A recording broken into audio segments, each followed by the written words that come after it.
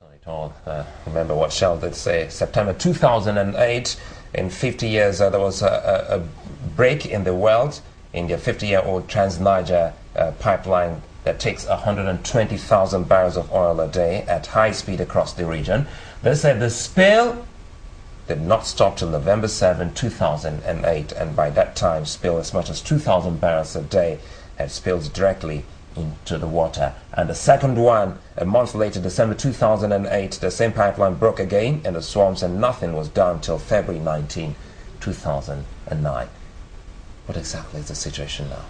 Well, the situation is worse on a daily basis, because first of all, the pipes that Shell laid 50 years ago, or any company that came into the Niger Delta, they have not replaced those pipes.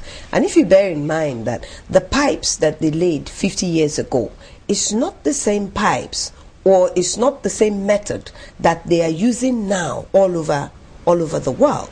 So the lifespan of the process should be changed. None of those have changed. Shell continues, and the oil companies continue to put the responsibility on the Niger Delta people as to say that it is sabotage. And there is a law within Nigeria, and this is why Nigeria is held culpable, as far as I am concerned, the federal government, as much as the oil companies, because NNPC is a major stakeholder in the process of proceeds of the oil and gas business in the Niger Delta.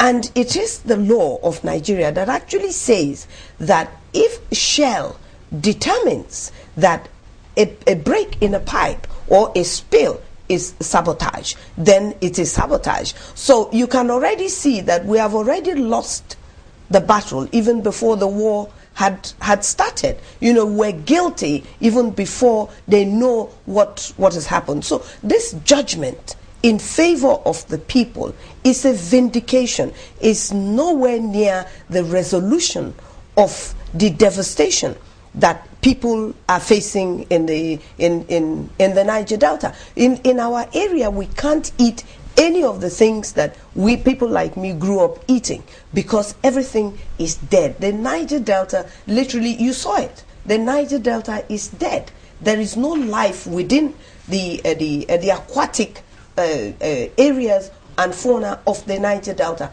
Not to talk of the resources. You heard that lady speak. That I have said in the past that the oil companies do what they do because we're black.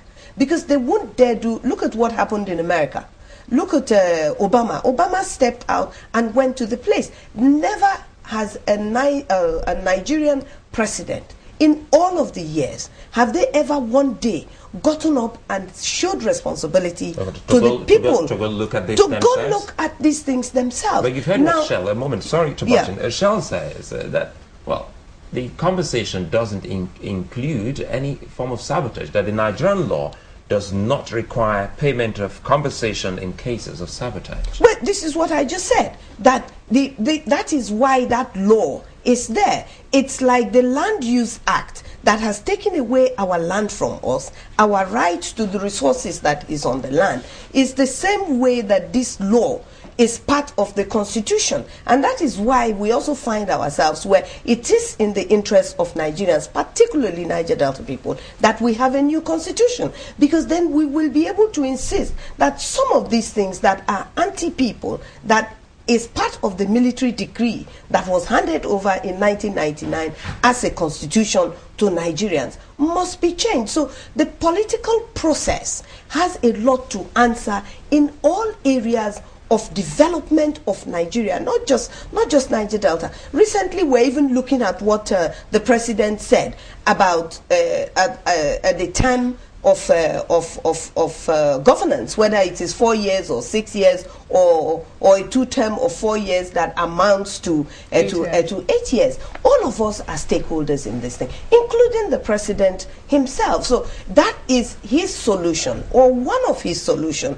to the issue of political will in Nigeria, where people have to take power politicians take power from the people by force and impose what they think is governance on the people. And this, the pollution, the failure for people to have the right to elect their political representation. Today we have a situation where the, what do you call them, the senators are on recess. What are they on recess for?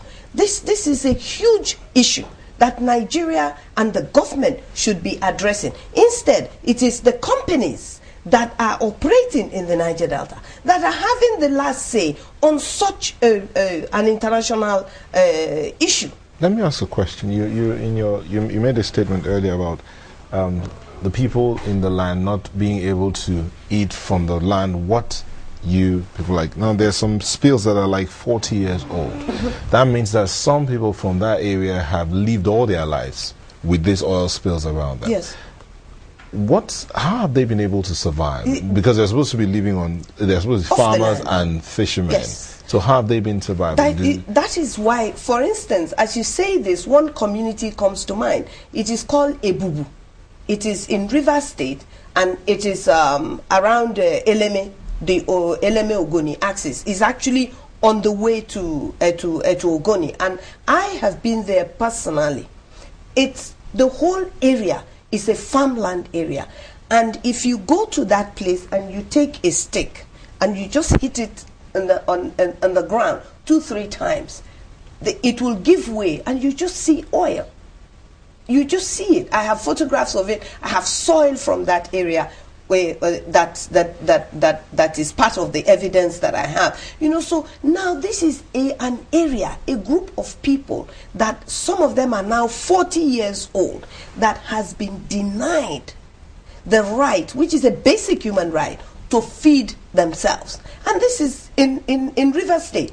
It is across the Niger Delta. That's why I say that the federal government and the state government are responsible. The local government are responsible. So you're not exactly holding the oil companies responsible, are you? No, of course I am. Of course I am. Because you see, there are set ways of operating for oil and gas, prospecting for oil and gas. You come to a community and you leave that community worse off than you found it. Of course, you're responsible. But corruption has eaten into our system for so long that politicians themselves, even from those areas, are not able to get up and stand and fight for these things. So you find the ordinary citizen who are the ones that are fighting, and they die in the process, like the Ken Sarawiwas and so many unnamed other heroes and heroines that have stood up and said, you know, this is not right. We shouldn't be treated like this. And they have died in the process.